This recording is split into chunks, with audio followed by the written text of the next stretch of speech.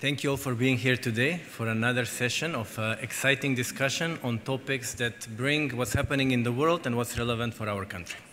So this session, more precisely, will be about the automotive industry and trends in the mobility industry in general. And we have a great pleasure to speak with Mr. Andreas Kostal, a family-owned businessman, an investor in Macedonia, and also a very successful businessman.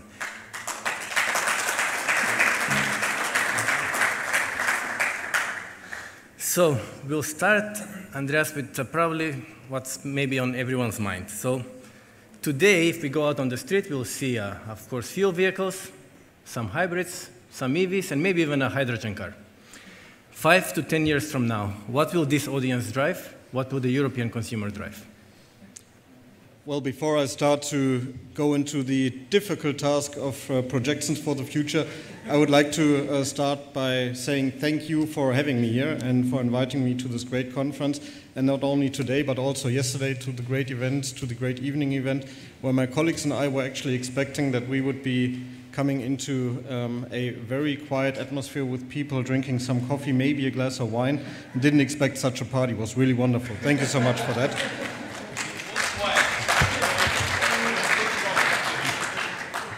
So, and now towards the difficult part of this question. I think we are all aware currently there's huge uncertainty regarding the future development, and especially in this year there's been some turmoil in the automotive industry regarding the future outlook. If you would have asked me last year, the projection and the consensus of the projection would probably have been stronger, but I think honestly speaking we should not be mistaking that in such transformation trends, they will never go linear. There will always be cycles going up and down. There will be some cycles of called exaggerated expectations. Then there will be some times of, coming back to reality to a certain degree, and even maybe a little bit exaggeration to the downturn or to the downward side. But in the long run, the trend is still going to be stable and going to be real. So starting from where we are currently, if you allow. In the world, last year, the share of, I will call it non-ICE vehicles, so vehicles that have been powered with something else than a combustion engine for gasoline or for diesel, has been already at 25%. A big part of that has been driven by China. And if we look at Europe and where actually the European market has been standing last year, the share of non-ICE vehicles has been at roughly 17%. So the global share has even been higher for alternative cars, for new registrations. If we're looking forward, I will choose a year in between your questions. So I will choose the year 2030, if you allow, to see where we're going to stand. And you've asked for this audience, so I will frame it for Europe. The expectation currently is that for new car registrations, the share of non-ICE vehicles will roughly be at 60 to 65%. This is including BEVs, this is including battery electric vehicles, this is including hybrids, this is including fuel cell vehicles. Fuel cell vehicles will only have a very minor share at that point in time. Expectation is that if it comes to the point for a real market penetration, this is still further down the road. And also from somebody from the automotive industry who's involved in the current developments of the customers, I kind of can confirm that. Of course, everybody is working a little bit on it, but the stronger power, the stronger force is still on the pure electrification and hybrid topics currently. The second important topic, though, is when we're also considering it from a sustainability perspective a little bit, that we should not only be focusing on the new car registrations. So just to give you a feeling, last year in Europe, we roughly had a volume of 19 million new car registrations, depending upon which source you look at and likes. When we're looking at the total amount of vehicles that are actually driving around in Europe somewhere on the road, we have an amount of 250 million vehicles. So from a sustainability perspective, I think it also does make sense to not only think about the new car registrations and the share of battery electric vehicles, but also to consider what possibilities do we have in order to reduce the CO2 emission of the existing fleet, and this would then be a point where, for example, e-fuels are coming into play and are becoming important, because then we would be able to also lower the current base or lower on the current base of exhaust pipe emissions, let's call it. And nonetheless, taking my projection, and it's not really mine, it's also what you can read in different prognosis institutes, we will probably be around 60%, 65% of non-ICE vehicles in 2030. However, this is then most likely only going to cover, with the years in between, a share of roughly 20% of the existing fleet. So 80% of the existing fleet also in 2030 is still going to be ICE. So with regards to your question, most people in this room are probably still going to be driving ICE vehicles, but an increasing share is going to be driving electrified, battery electrified, and plug-in hybrids. Thank you very much. Did we do a poll to see what the audience, can we see the results? The question is the following. What do you think you will drive in 2030? A fuel vehicle, hybrid, battery-powered, or hydrogen?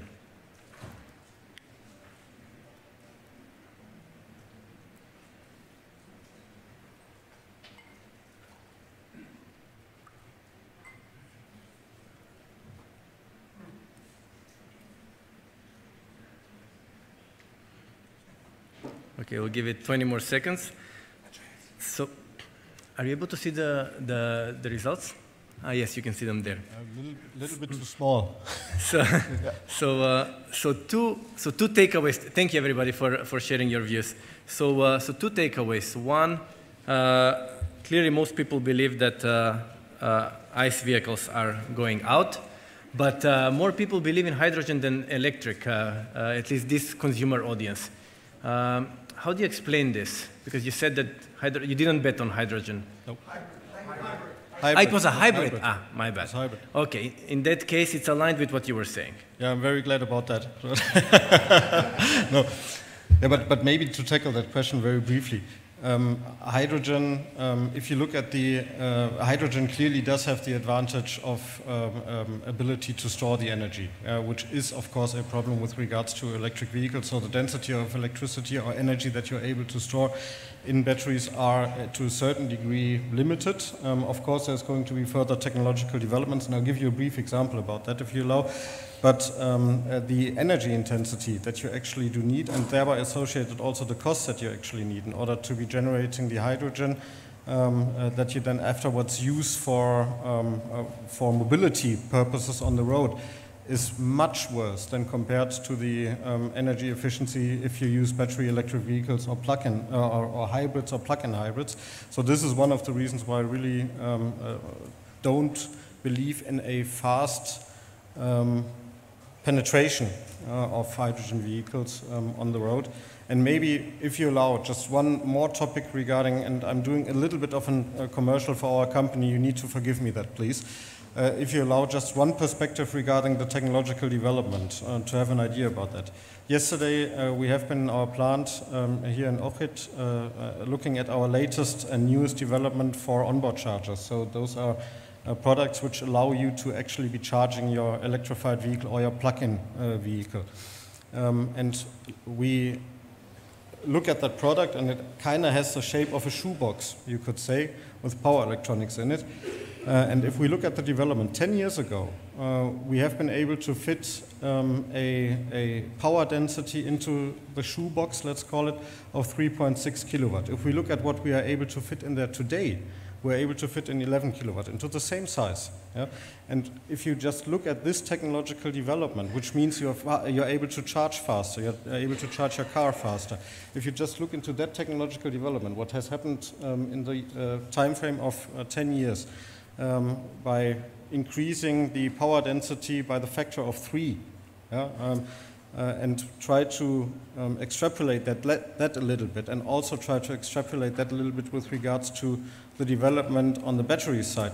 I think that clearly shows that big parts of the disadvantages which we still currently see, and they are existing with regards to electromobility, are going to become less important. And this is why I'm also a strong believer regarding the new registrations. Thank you, Andreas. So if that is the case, that would mean that the industry will be significantly disrupted. EVs are built differently, they require different services, they are repaired differently. What opportunities does this transition toward battery vehicles unlock, let's say for companies in Macedonia? Yep, thank you. So I think really when you have a transition like that, out of my perspective, that of course offers the possibility for companies to engage into new fields, into new technological fields, where you don't yet have to compete with the incumbent industry, basically, where there's already established players which have huge economies of scale and existing technologies, and. So with regards to that, I think the possibility to really be setting up businesses that are focused on the technologies that are needed for electrified vehicles, that are not needed for ICE vehicles, would offer the opportunity to kind of start from a level playing field or kind of a greenfield approach, actually. But of course, the time is ticking with regards to this. Just if you once again allow to take our company as an example for that. So I know there's always a lot of discussion regarding for example, development in the Chinese automotive industry and also with regards to the European automotive industry, also US automotive industry when considering electromobility. One decisive factor out of my perspective with regards to a competitive supply chain also for electrified vehicles is that you don't only have one technology or one step of value creation located in one spot and otherwise very dispersed around the globe, all the other topics. This is, for example, one reason why we are also very happy with our activities here in Macedonia for power electronics, because we, for example, do have one of our suppliers for those shoe boxes, as I call them, so for the housings, which is actually really quite close by. This is offering us really a competitive advantage in order to be able to be playing on a level playing field, let's call it, with our Chinese operations, but also with the Chinese operations of competitors, because this is one thing where China has really grown strong. They are not only focused on one technology or on one production step, they really also cover the complete value chain. This would be, out of my perspective, an opportunity for Macedonia. There's at least one road that we are taking here in Macedonia where we are happy with the development currently, but I think also other companies would be able to strive for the same. Thank you very much. Now we have lots of interest from the audience, a few questions from me. So now I'll be asking short questions. So, one, Macedonia's automotive industry is probably the crown jewel within the manufacturing sector. And it primarily serves European manufacturers. In the battle for the EV market between Europe and China, who do you think will win and what's the implication for Macedonia's industry? Mm-hmm. Yeah, I very briefly touched upon that topic already. Honestly speaking, I think the battle is on. And once again, out of a supplier perspective, that battle is not that bad, to be honest, if you are able to serve customers independently from the question if they are originating from Europe, from the US, or from China. Yeah? So therefore, for example, if Chinese car manufacturers are gaining in market share, and we as a company are also serving the Chinese car manufacturers, this doesn't have to be a negative development for us. I think generally, two topics out of my perspective are important. The first one would be, of course, global competition needs to follow some global rules and needs to be on a fair basis, on a level playing field. If that is not the case, and this is part of the discussions which are currently going on, then of course there is the possibility to regulate the industries, to impose some tariffs or whatever in order to try to come to a more level playing field. Now, I think we've probably all witnessed that in the US, the tariffs have just been increased significantly for battery electric vehicles coming from China, up to 100%. And this would be my second topic, beside the level playing field.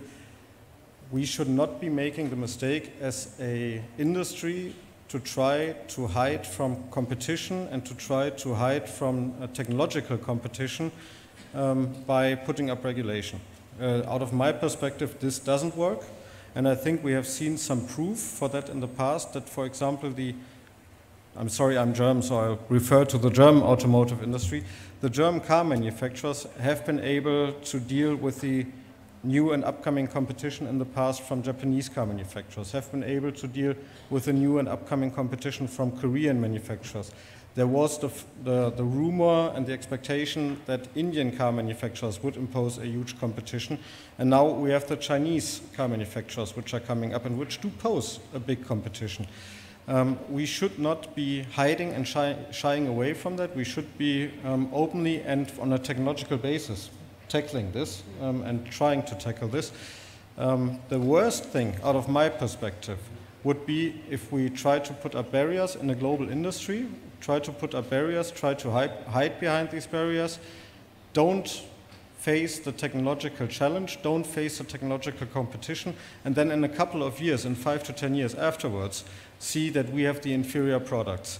I strongly believe that if we are open for the competition and for the best product for the consumer, we do have all the capacities which we actually do need in terms of engineering, in terms of production know-how, and in order to be ahead in the race and in order to win this race also. Nonetheless, once again, also, we as a supplier are a global company. We do serve European manufacturers, American manufacturers, and also Chinese and Asian manufacturers. We are happy if our customers are successful and are gaining market share. But the worst thing out of my perspective would be if we shy away from the competition and try to hide behind hurdles, behind regulatory hurdles. Clear, thank you. Few questions from the audience are around the sustainability impact of EVs. Basically, what is a less polluting solution, EV car or ICE car? I'll frame the question in this way. If you take the pollution, CO2 emissions, of the total value chain from the moment that the materials are mined to the moment that the car is parked after X years of use, which car will emit less, ICE or EV? I'm not a 100% expert on that, but due to my knowledge, we have already crossed that point where BEV vehicles actually are over the entire life cycle from including the production up to the recycling point in time, let's call it, have become more efficient with regards to their environmental footprint compared to ICE vehicles. That had been a little bit different a couple of years ago, but as far as I know, the trend has already turned into favor for the BEV vehicles. And once again, of course, it highly depends upon where the car is manufactured, how it's manufactured, how much are you driving the car, and. But in general, that point has already been crossed where electrified vehicles are the more environmental friendly solution from, how's it called, from cradle to grave. Thank you. Now moving beyond the automotive and speaking to you as a successful business owner and owner of a family-owned business. You are leading a $4 billion company that's part of Germany's Mittelstand, the economic driver of Germany's economy that includes hundreds probably of companies like yours. Could you share the ingredients behind your success and what could be some lessons learned that you would like to pass on family-owned businesses here in this room? I'll give it a try. Thank you very much for that. So maybe if you allow just one remark regarding the history there of our company. So our company is not really a startup. It's not really new. So my great-grandfather has founded our company in the year 1912. So you can see there has been some time for the development that we actually did take. But I think considering the time frame that I'm able to observe, I started to work in our company in the year 2008, and at that point in time we had a turnover of roughly €1 billion, and after that we're able to grow that up to almost 4 billion, like you have said. I think a couple of topics have shaped the way forward. I think one is we have always tried to focus our activities around technological development. So we are a very, very technological driven company with high complexity with regards to our products and also with regards to our production processes. We've done so, of course, always based on the needs of the market and based on the needs of our customers. But of course, we've done so in order to try to have some competitive edge compared to other companies. When we engage into new fields, we try to identify areas where we are able to draw up on those core competencies that we have from the technological side. Giving you an example about that, it matches actually to the electromobility. So we started as a automotive manufacturer and automotive supplier, sorry. And then when we considered to also diversify a little bit and try to build up other areas, we identified the area of photovoltaics, of solar business, of renewable energies. So instead of moving, for example, into the area of producing solar panels, we decided that based on our electronic competence, we would be engaging into building up photovoltaic inverters, which then do convert the energy that's coming from the panel so that you can feed it into the grid and so on. So focus on our core competence, our technological core competence, and try to grow from that core onwards. Interestingly, later on, we've done that exactly the other way around and incorporated that competence that we built up in the photovoltaic area back into the automotive area, why we were able to serve the market for electromobility, actually.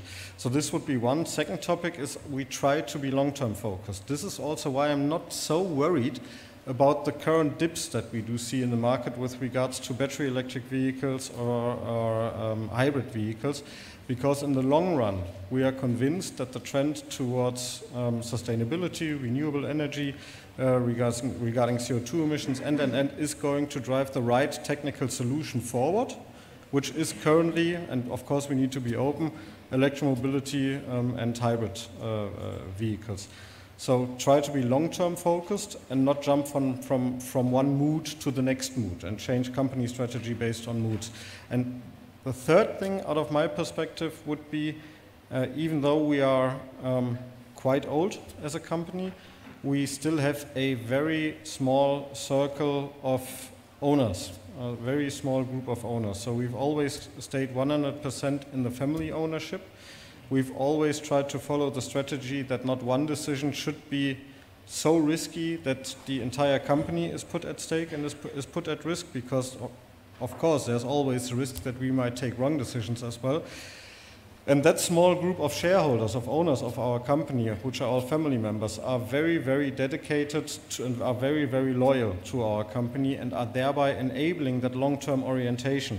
So we do not need to be jumping from one investor conference to another to justify the result of the last quarter and to justify what we did in the last quarter, but to also sustain certain market turbulences by being long-term oriented and having that solid ownership. And this is really, out of my perspective, a big fortune for our company. Thank you. Thank you for sharing your story. Now, maybe final question regarding your presence in Macedonia. So you have invested more than 100 million euros in our economy. And you had other choices, I'm sure, when you were making these decisions. What made Macedonia win? I could make it very easy, but I know that he doesn't want that. I just point out one person right now, so I won't do that. No, I'm kidding. But very frankly speaking, Macedonia and the people and the team that we have been in contact with at that point in time was extremely, extremely active at that point in time in trying to really very sincerely listen to our needs, understand our business needs, understand what we are targeting for, and trying to identify possible solutions to cater those needs. Now, of course, that doesn't always work to 100%, but that was, out of my perspective, really exceptional and really outstanding, also compared to other countries, which at the same point in time we have been looking at in parallel. So this was really exceptional. Maybe on a more general term, also looking forward a little bit for us as a business, it was important at that point in time, and also going forward is important into the future, that we do have, and that was also one topic that came up on the panel discussion, which was here before, that we do have a certain transparency, stability, and continuity with regards to the regulatory framework in which we are operating. So you've mentioned we've invested 100 million euro here in Macedonia, roughly 100 million euro. we can't just take that away tomorrow and put that somewhere else. We don't want to do that, yeah? But we also can't. We are not able to do that. Therefore, as a long-term oriented business, this topic of stability and of transparency is very important to us.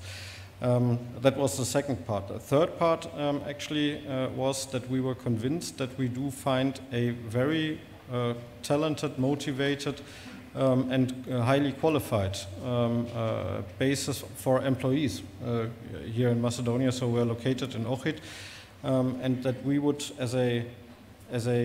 we always call that big fish in a smaller pond, would also have the possibility to attract good talents and good people for our company, working together closely with, for example, universities and so on, to find the right people for us to also develop our people, because in the end, of course, it's the people that are driving our business further. And this would be another topic. So also going forward, focusing on education, yeah, and focusing on strengthening education in collaboration maybe with companies like ours and others, dual education, technical education. This is something that is of importance. Then one more topic, the certainty that we could rely upon a reliability with regards to the fulfillment of contracts on a timely manner that we have agreed upon when we set up our company was important to us, and also going forward will be very important to us and is very important to us. And those were some examples that were driving our decision. And last point maybe, if you allow, regarding that topic, I mentioned that the value chain is important for a company like ours and for an industry like the automotive industry. Now, we will never come to the situation that every single component that we need, for example, I was talking about our onboard chargers. In an onboard charger, you roughly have up to 3,500, 4,000 components in there. We won't be able to have every single component localized in Macedonia or in Europe. So there will be the need for some imports, let's call it. Having the possibility to be engaging and acting together with the authorities to try to identify ways in order to reduce tariffs, just so that we are on a level playing field with the EU, for example, was also one important milestone, one important development going forward, and will also continue to be important to us. Thank you very much. I'll use the 2 minutes that Jole took with a final question. So now, if there were 2-3 other companies from the German Mittelstand who would be looking to invest 100 million today somewhere in the region, what would you advise our government to do to make sure that Macedonia wins again? Mm-hmm. Really, I think one thing that stood out was the not passive but active engagement of the team, of the Macedonian team, that was actively advertising Macedonia as a location or as a potential location for investors, and that was really actively engaging into the discussions and really trying to understand the needs of the individual companies, or at least of our company. This would really be one very important thing which I would advise. Then second, once again, which I mentioned, the topic of stability, transparency, and a little bit calculability going forward, reliability going forward. The topic of adaptation to certain global rules is important for global companies, I think, and education. Education in order to, our business is a people business. We are highly dependent upon our employees. And we do need high qualified and highly loyal employees. This would be the next topic. And on a very personal note, once again, if you allow, it would be really great, for example, if the highway between Skopje and Ohrid would be finished.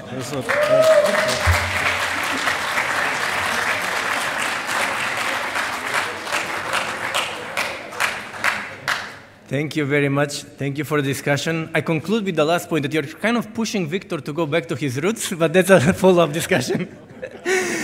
Thank you, everybody, for your attention, and I hope it was a useful session. Thank you, Andreas.